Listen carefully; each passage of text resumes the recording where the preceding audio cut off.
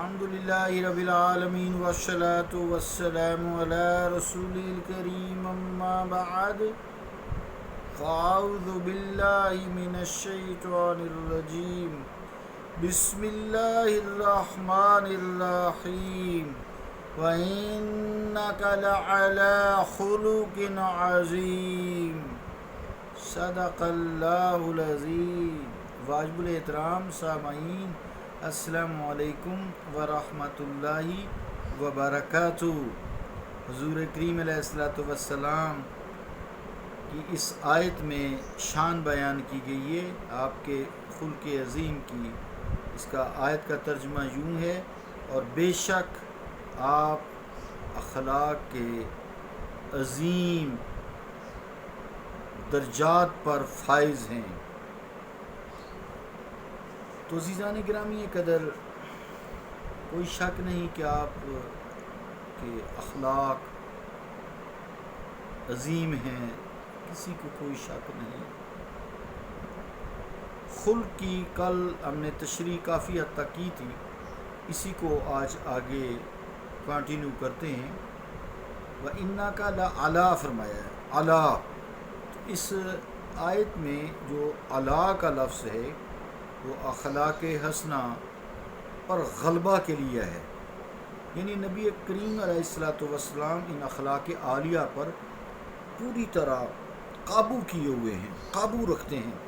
جیسے گھڑ سوار گھوڑے پر قابو رکھتا ہے۔ اگرچہ یہ امور بڑے مشکل ہیں اور ہر موقع پر ان پر عمل پیرا ہونا ازحد دشوار ہوتا ہے، لیکن سرور کائنات علیہ الصلوۃ والسلام کے لیے ان کو بجا لانے میں کوئی دقت نہیں ہوتی۔ ایسے جیسے جو خلق ہے اس کی تعریف ہے، جیسے آنکھ جھپکتے ہوئے کوئی تکلیف نہیں ہوتی، کوئی محسوس نہیں ہوتا، زبان چلتی ہے، کچھ نہیں ہوتا، کان سنتے بے تکلف، تو آپ کے لیے یہ خود بخود امور جو ہیں صادر ہوتے رہتے ہیں۔ حضور علیہ الصلوۃ والسلام بڑی سہولت اور آسانی سے تمام حالات میں ان پر عمل پیرا رہتے ہیں۔ حضرت جنید رحمۃ اللہ علیہ فرماتے ہیں، حضور کے خلق کو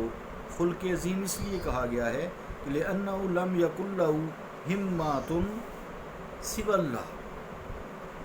کیونکہ اللہ تعالیٰ کے سوا، ترجمہ اس کا کہ اللہ تعالیٰ کے سوا حضور کے دل میں کوئی آرزو ہی نہ تھی۔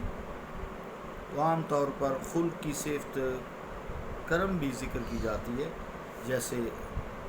خلق کریم، لیکن یہاں مولا کریم نے اپنے محبوب کے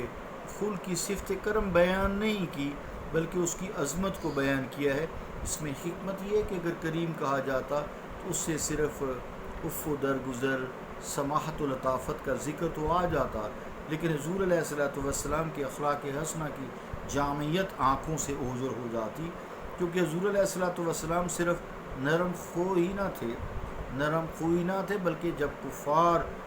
اور منافقین سے معاملہ ہوتا تو حضور علیہ الصلوۃ والسلام کی سختی اور شدت سے پہاڑ بھی لرز جایا کرتے، کیونکہ رحمت عالم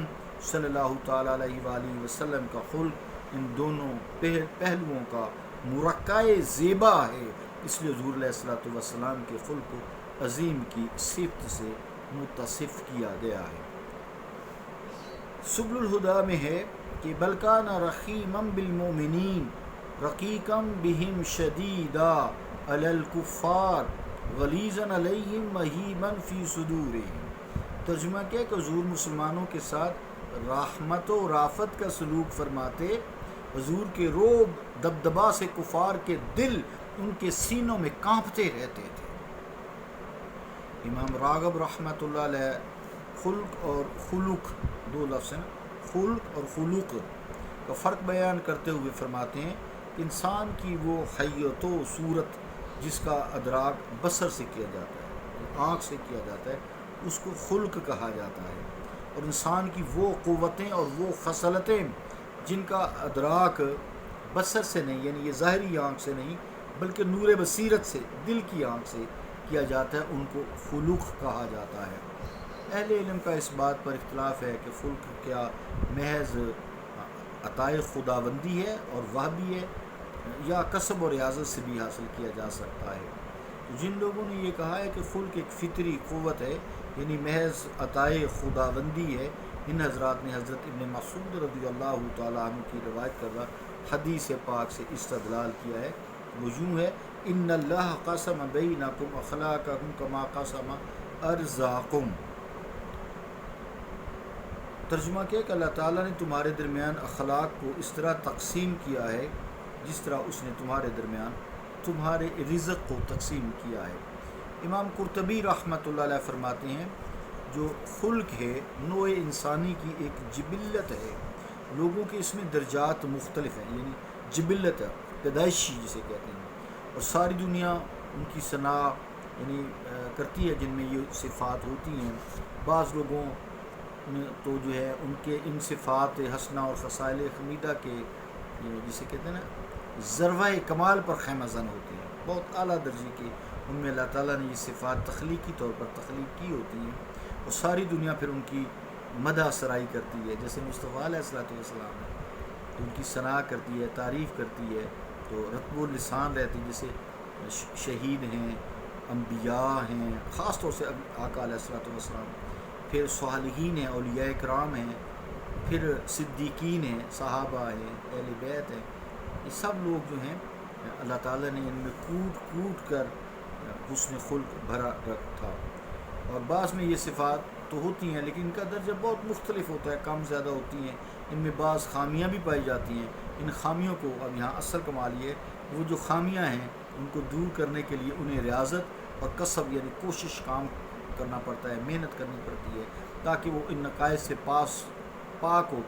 ہو کر بلند درجوں تک رسائی حاصل کر سکیں، یعنی محنت اللہ کی بارگاہ میں فی سبیل اللہ۔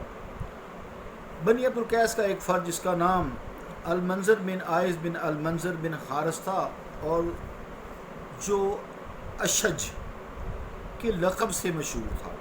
ایک روز سرور عالم علیہ السلام نے اسے فرمایا: ان فیک لخصلتین یحبہما اللہ تعالی ورسولہ الحلم والاناء۔ ترجمہ کیا ہے کہ تجھ میں دو خصلتیں ایسی ہیں جن کو اللہ اس کا رسول پسند فرماتا ہے۔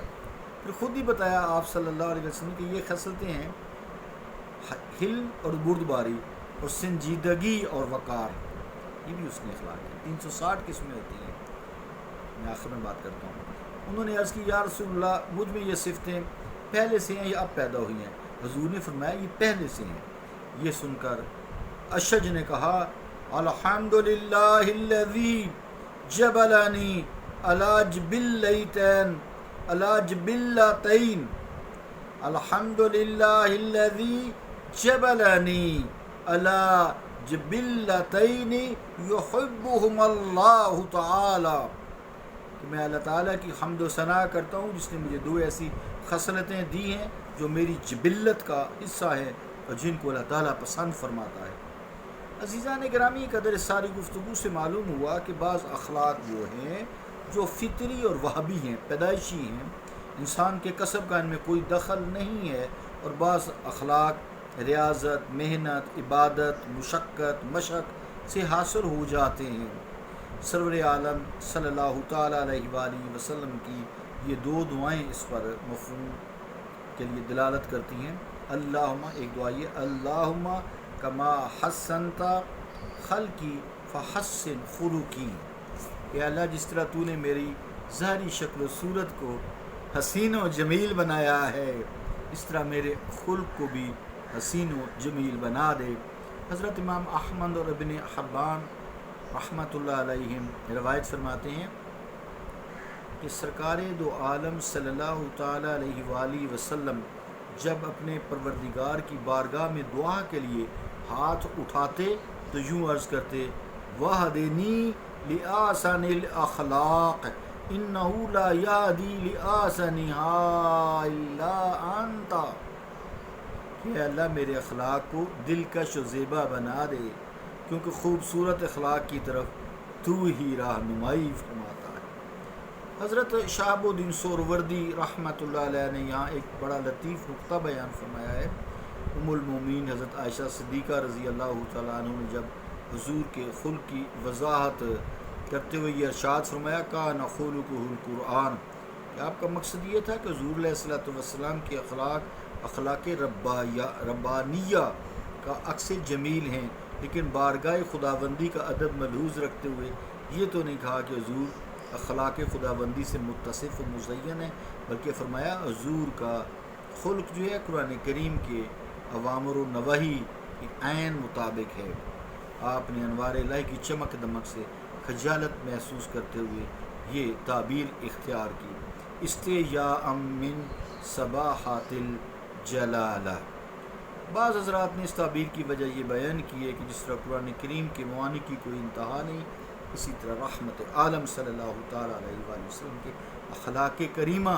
کی اداؤں کی بھی کوئی حد نہیں۔ حضور کریم علیہ الصلوۃ والسلام اس آیت کی تشریح کے حوالے سے فرماتے ہیں کہ حسن اخلاق کی 360 قسمیں ہیں۔ حدیث پاک ہے یہ، جو کوئی شخص قیامت والے دن 360 میں سے ایک خصلت، 360 قسموں سے ایک قسم خصلت کے ساتھ اور توحید کے ساتھ آیا تو اللہ تعالیٰ اس کو جنت میں جگہ عطا فرمائے گا۔ پاس ابوبکر صدیق رضی اللہ تعالیٰ عنہ بیٹھے تھے،